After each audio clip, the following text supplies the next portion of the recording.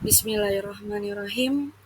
Assalamualaikum warahmatullahi wabarakatuh. Pertama-tama dan yang paling utama, yang terhormat Ibu Anggia Evitarini, MPD selaku dosen pengampu mata kuliah konseling populasi khusus, dan teman-teman seangkatan, seperjuangan yang insya Allah selalu dimudahkan dan diberi kelancaran dalam setiap mengerjakan tugas, sempro, dan PPL-nya. Amin, amin ya robbal alamin. Izinkan saya memperkenalkan diri terlebih dahulu.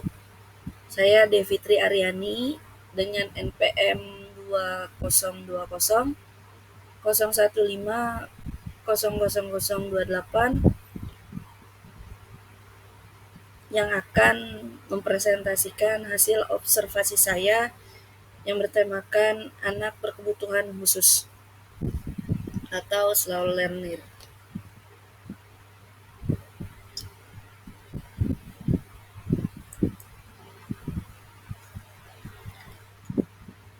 Sini ada latar belakang anak lamban belajar atau yang disebut dengan slow learner merupakan salah satu kategori anak berkebutuhan khusus atau yang disingkat dengan ABK yang sulit untuk menerima sebuah materi di sekolah. Namun, meskipun mereka termasuk ABK, kondisi mereka masih bisa dikatakan lebih baik dari jenis ABK lainnya. Tapi tetap saja mereka mempunyai kebutuhan dan karakteristik yang berbeda satu sama lain. Tentu saja hal tersebut dipengaruhi oleh faktor-faktor lainnya. Sebagai calon guru bimbingan dan konseling, kita, khususnya saya, harus mengetahui kebutuhan dan karakteristik anak berkebutuhan khusus itu apa saja. Khususnya di sini saya sebagai penulis melakukan observasi salah satu anak berkebutuhan khusus kategori slow learner. Hal ini diharapkan agar saya sendiri sebagai penulis dapat mengetahui latar belakang anak tersebut sehingga mampu menentukan layanan yang tepat untuk diberikan kepada anak berkebutuhan khusus tersebut kelak nanti.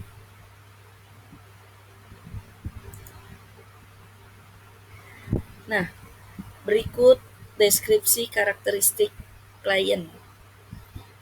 GAS merupakan inisial salah satu siswa SMP swasta di bilangan wilayah Tipar Cakung, Jakarta Utara.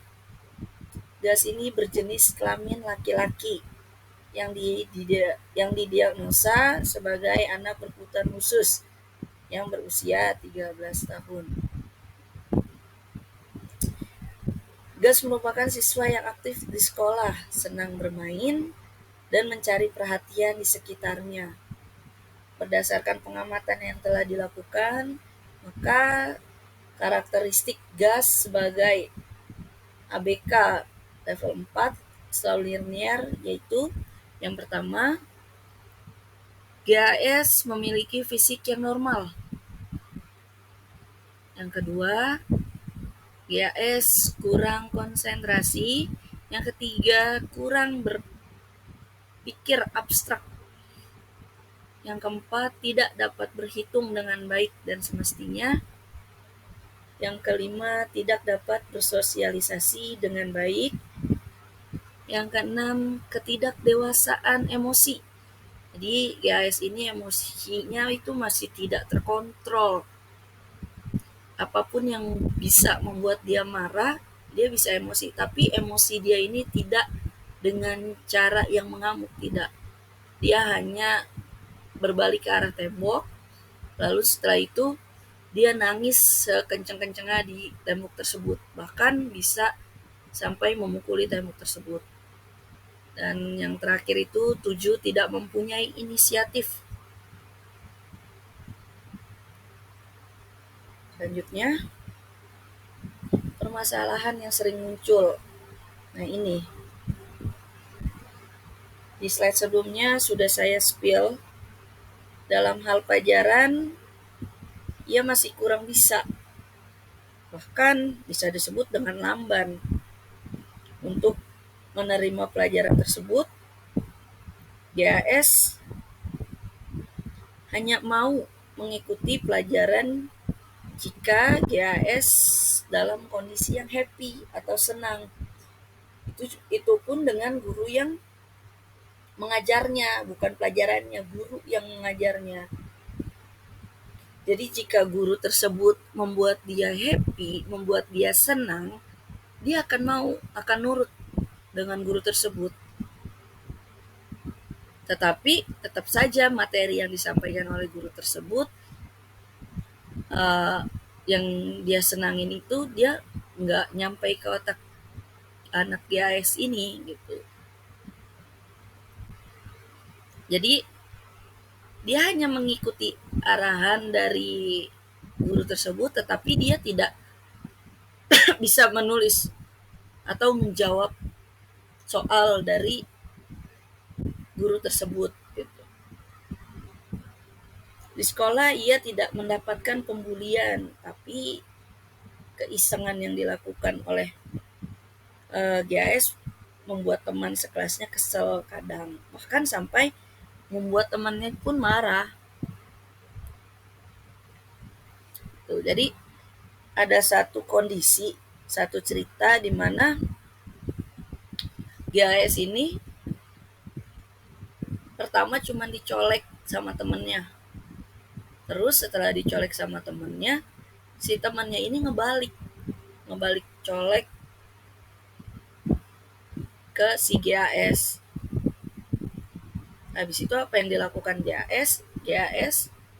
Mungkin karena GAS merasa si anak ini mau diajak bercanda, akhirnya bercanda yang GAS keluarkan itu keterlaluan gitu.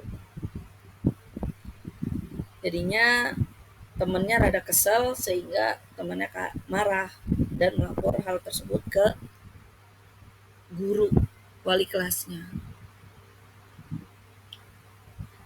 Berikut ini profil klien, profil GAS, fotonya saya blur. Namanya GAS, ada tempat tanggal lahirnya Jakarta 24 Maret 2010. GAS ini merupakan jenis kelamin laki-laki, beragama Kristen, beralamat Jalan Tipar Cakung nomor 20. Saya mewawancarai GAS pada tanggal 8 Desember. Tempat wawancaranya di lapangan sekolah.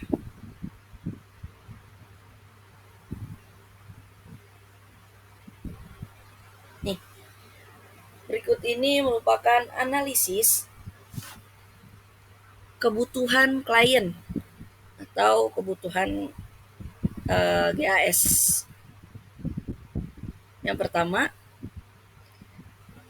sekolah berkebutuhan khusus atau minimal sekolah inklusi yang menerima anak berkebutuhan khusus seperti GAS tersebut ini.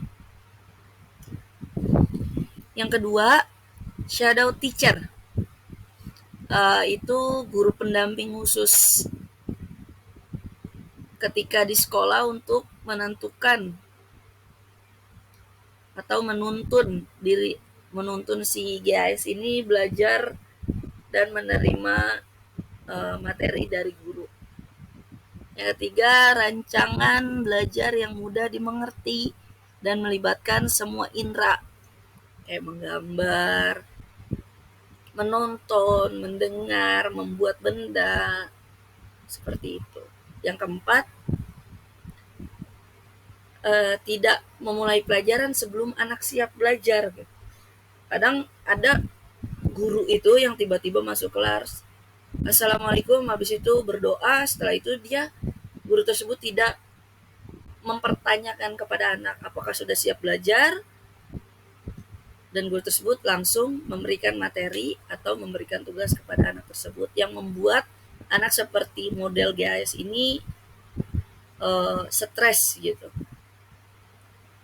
Yang kelima, melakukan pemulangan setiap materi pembelajaran pada siswa ABK. Jadi materi yang diberikan kepada ABK, pada siswa ABK itu bukan cuma sekali doang, bisa 3, 4, 5, bahkan berkali-kali gitu, untuk menangkap daya ingat dan kepemahaman si anak berkebutuhan khusus ini, terutama untuk si GAS.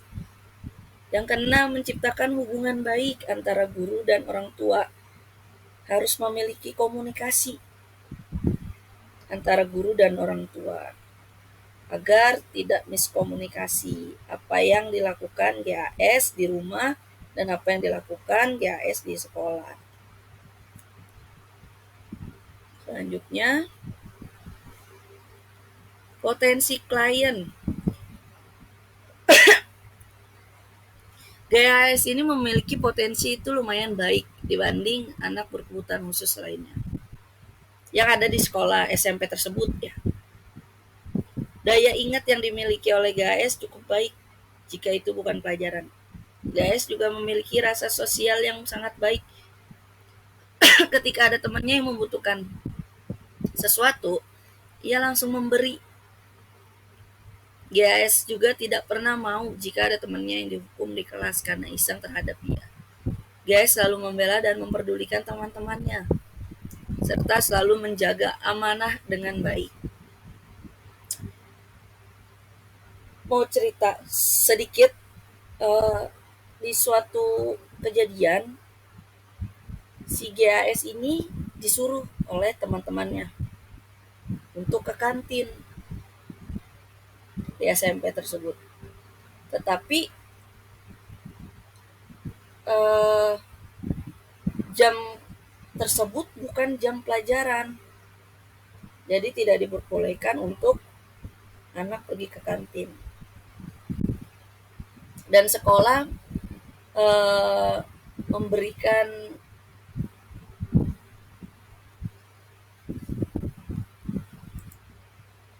dan sekolah itu memaklumi anak berkebutuhan khusus.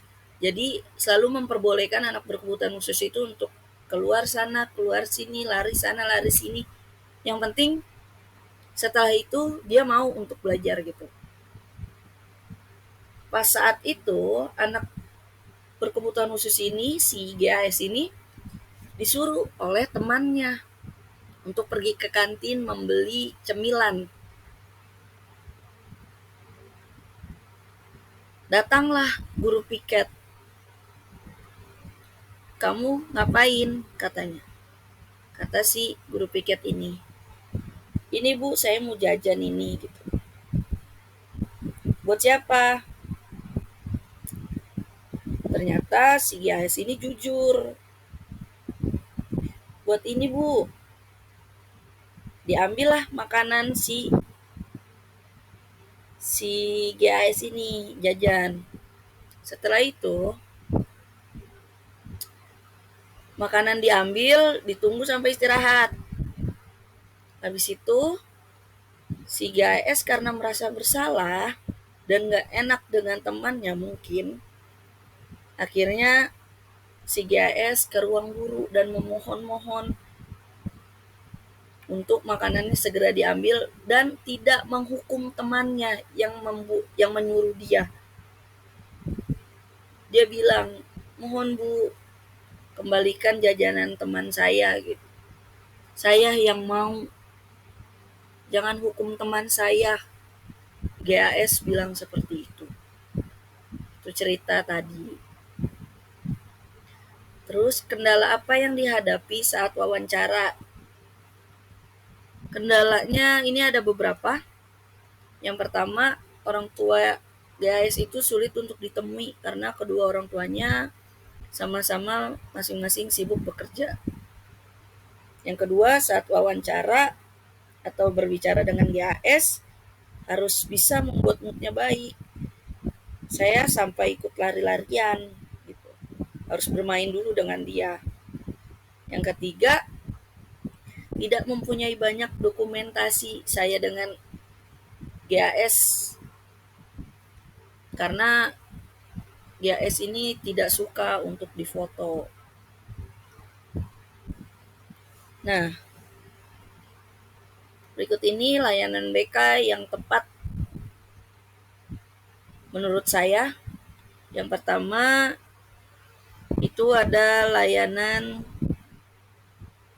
konsultasi, layanan yang diberikan kepada orang tua atau anggota keluarga lainnya yang berpengaruh terhadap tumbuh kembang si GAS untuk memberikan treatment yang sesuai dengan kebutuhan dan karakteristik GAS sehingga mereka yang diberikan layanan dapat mengetahui cara efektif untuk menangani GAS dan potensi GAS dapat tergali karena adanya pengetahuan dan kerjasama antar komponen untuk saling bahu-membahu melatih GAS gitu. Yang kedua ada layanan penguasaan konten. Di sini diharapkan konselor mampu memberikan sebuah materi agar GAS dapat menguasai materi tersebut. Salah satu materinya adalah mengenai kemandirian belajar. Dimulai dari menyadari bahwa dirinya mempunyai tugas untuk belajar dengan baik dan mampu fokus saat guru sedang menjelaskan di depan kelas. Yang ketiga, layanan konseling individu. Yang diharapkan konselor dapat mendalami kemampuan GAS dan membangun sebuah hubungan yang positif antara konselor dan GAS. Sehingga ketika GAS mengalami sebuah kesulitan, dia tahu harus menanganinya bagaimana. Mungkin cukup sekian yang dapat saya presentasikan hasil observasi wawancara saya dan pengamatan saya terhadap GAS siswa SMP yang berusia 13 tahun tersebut. Kurang lebihnya saya mohon maaf, materi saya masih banyak kurangnya, mohon dimaafkan. Wabillahi taufiq wal hidayah. Wassalamualaikum warahmatullahi wabarakatuh.